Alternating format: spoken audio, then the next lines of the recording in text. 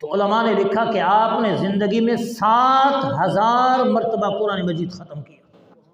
آپ خود حساب لگائیں کہ جو بندہ 7000 مرتبہ، قرآن تو ہم بھی پڑھتے ہیں پر ہم پڑھتے ہیں سمجھ نہیں آتی، کیا پڑھ رہے ہیں؟ رٹا لگا رہے ہیں۔ قرآن سنتے بھی ہیں پڑھتے بھی ہیں، زندگی گزر جاتی ہے پر ہمیں قرآن کی سمجھ نہیں آتی۔